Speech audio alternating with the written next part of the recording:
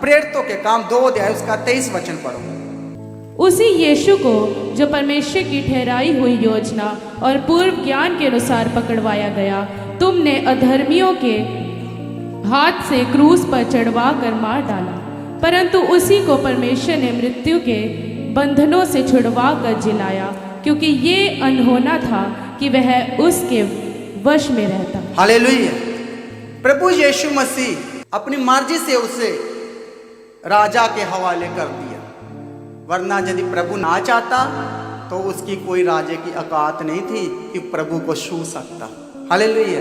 इसलिए एक जगह प्रभु कहता, मैं चाहता तो 2 लाख से भी ज्यादा स्वर्गदूत मेरा वेट कर रहे थे कि एक कमांड करनी थी, आ जाओ और सब कुछ उथल पुथल कर देना था।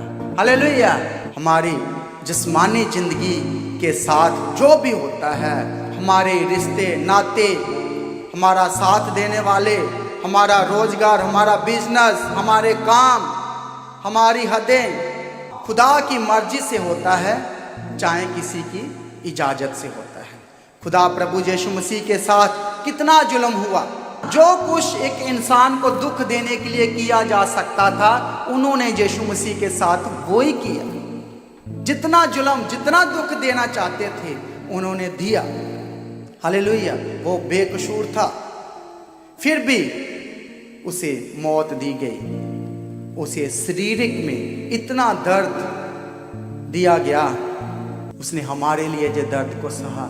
इस बात में एक बात पता चलता है कि ये बात में कितना दम था। क्यों प्रभु ने दुख को सह लिया, क्यों उसने सलीबी मौत को सहा। हालेलुया। हमें इस बात से पता चलता है कि उस दुख को सह लिया।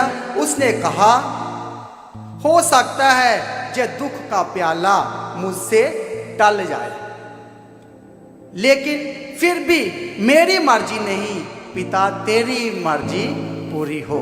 हालेलुया। अब मुझे क्लियर हो गया क्यों उसने दुख सहा। प्रभु ने कहा, मेरी मर्जी नहीं पिता, तेरी मर्जी पूरी हो। और वो प्रभु की मर्जी थी कि वो हमारे लिए दुखों को सहे और वो मौत को देखे और वो मौत पर फतह पाए, और तीसरे दिन वो मौत पर फतेह पाकर हमारे लिए जिंदा हो गया। बोलो हालेलुया।